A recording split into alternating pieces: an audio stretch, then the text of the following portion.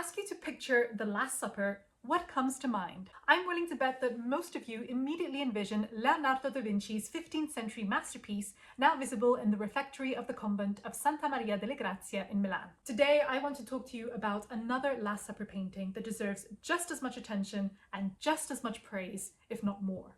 Behold the Last Supper by Italian artist Plautilla Nelli, the very first female artist of Florence that we know of.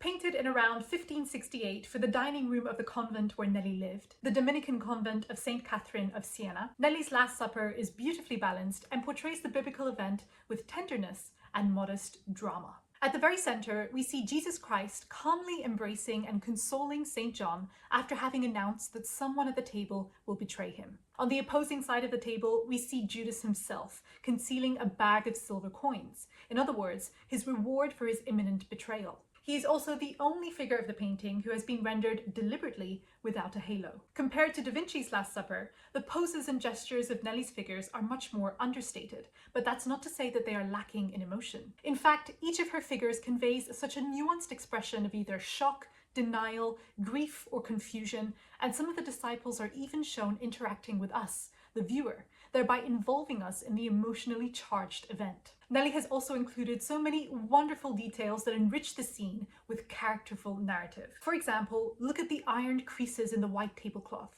the disciples' delicately embroidered collars, and the intricate details on the bowls and glasses that make the scene feel real. Being an incredibly significant moment from the Bible, this religious subject matter has been painted time and time again by many different artists over many different years. But Nelli was the very first female artist that we know of to paint the subject. And take a moment to consider that this was painted at a time when women were effectively forbidden from practicing art. Unlike their male counterparts, women were not permitted to study the male figure. They were limited to creating small miniature paintings for personal use, if any at all. After being admitted to the Dominican convent of Santa Caterina in Caravaggio at the age of 14, Nelli began teaching herself how to paint, and since she wasn't permitted to study the male figure, she turned to the work of other artists. Nelli's family inherited about 500 sketches by the Renaissance artist Fra Bartolomeo, who died 7 years before she was born, so he served as her primary source of inspiration. But Nelli also looked to the work of Perugino, Franciabigio, and Agnolo Bronzino. She was resourceful,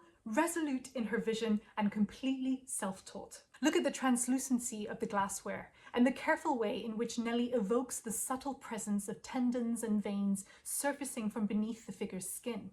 Look at the way in which she has rendered the halos with such wonderful fragility, and how this forms a stark contrast to the heavy substantiality of Judas's cloak. For a self-taught painter, this is extraordinary. To the left of this painting, Nelli proudly proclaims her status as a woman artist, as she has written the following words beneath her signature: Orate pro pictora, meaning pray for the paintress. Nelli ended up founding an all-women art workshop in her convent and teaching other nuns how to paint. She is also one of the very few female artists discussed by the father of art history, Giorgio Vasari, in his Lives of the Most Excellent Painters, Sculptors, and Architects. As a woman, she wasn't permitted to sell her paintings, but her convent certainly could. Together, they were able to take on commissions for large-scale works as far afield as Perugia, and they became financially independent. Nelli's thriving career was virtually unheard of for a female artist at the time. Talk about being a successful entrepreneur. During her lifetime, her work was highly sought after by Tuscan nobles,